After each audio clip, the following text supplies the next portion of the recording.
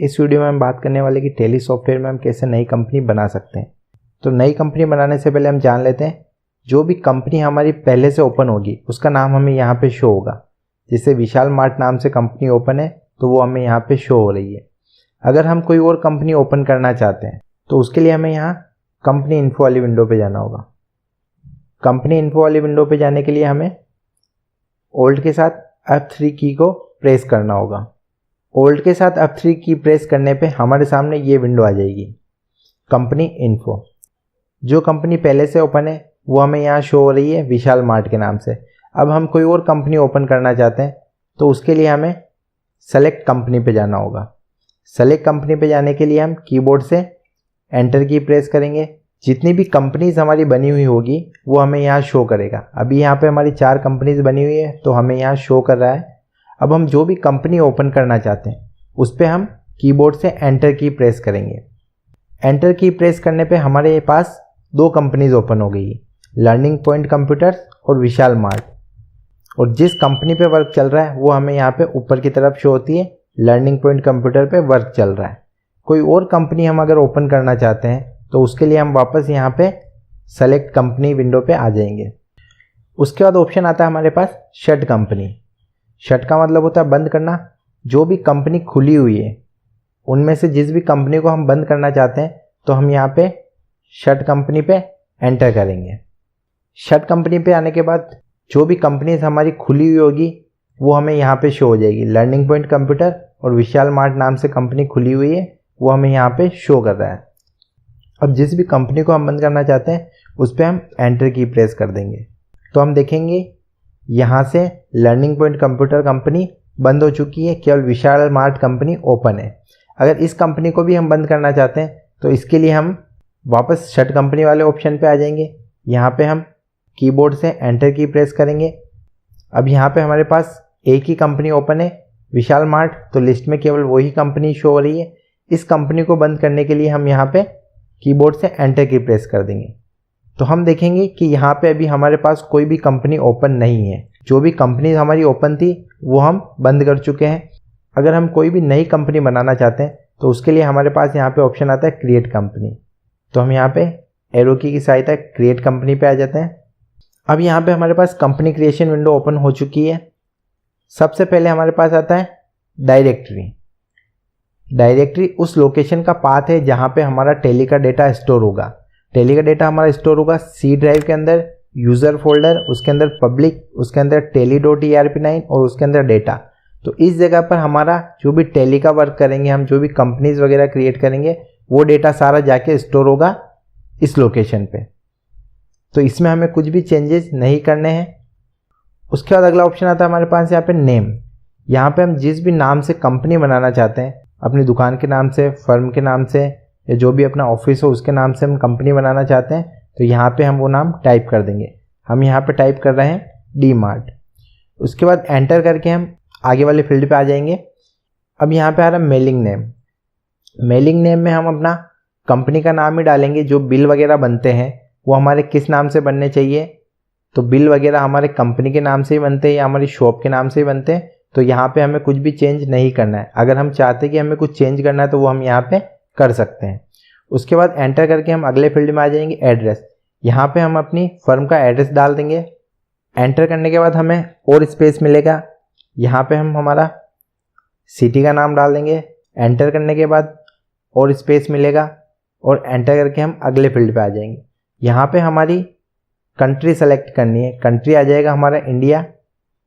उसके बाद आता है अपना अगला फील्ड स्टेट।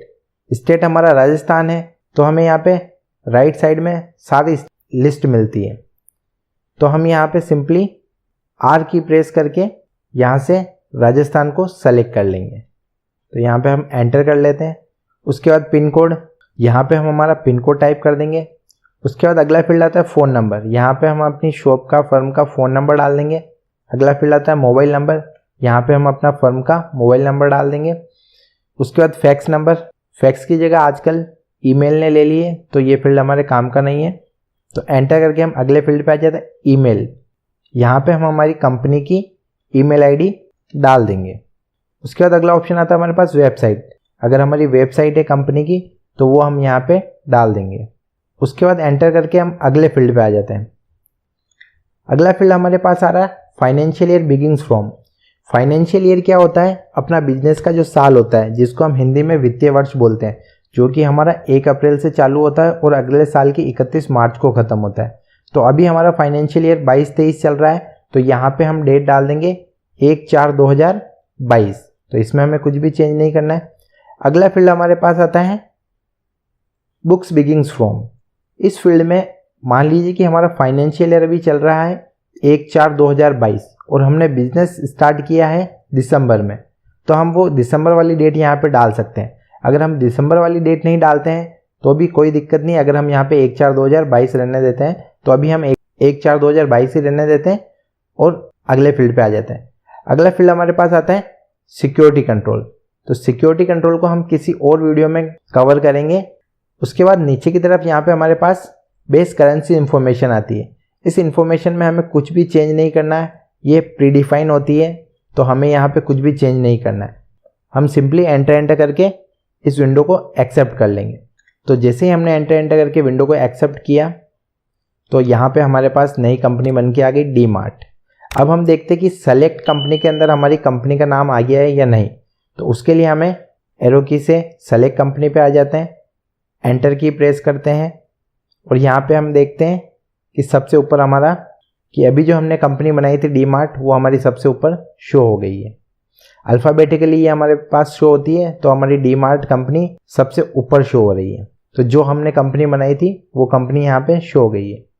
अब मान लीजिए कि हम इस कंपनी में कुछ चेंजेस करना चाहते हैं, जैसे कि हमारा मोबाइल नंबर चेंज हो गया या हमारी कंपनी का एड्रेस चेंज हो गया है, तो उसके लिए हमें यहाँ पे ऑल्टर ऑप्शन का यूज़ करना होगा। ऑल्टर ऑप्शन का यूज़ करने के लिए हम एरो की से नीचे की तरफ आ जाते हैं, ऑल्टर पे एंटर की प्रेस करेंगे। यहाँ पे डी मार्ट नाम से कंपनी हमारी शो हो रही है, इसी में हमें चेंज करना है, तो यहाँ पे हम एंटर की प्रेस करेंगे। उसके बाद हमारी अल्ट्रेशन विंडो आ गई है। यहाँ पे हम देख सकते हैं कि यहाँ पे कंपनी अल्ट्रेशन विंडो ओपन है।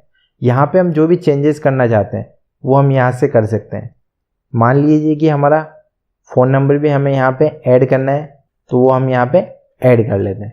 उसके बाद एंटर करके हम विंडो को एक्सेप्ट कर लेंगे। अगर हम चाहते कि एंटर करके हमको एंड तक नहीं जाना है, तो Ctrl+A की प्रेस करके भी हम इस विंडो को एक्सेप्ट कर सकते हैं।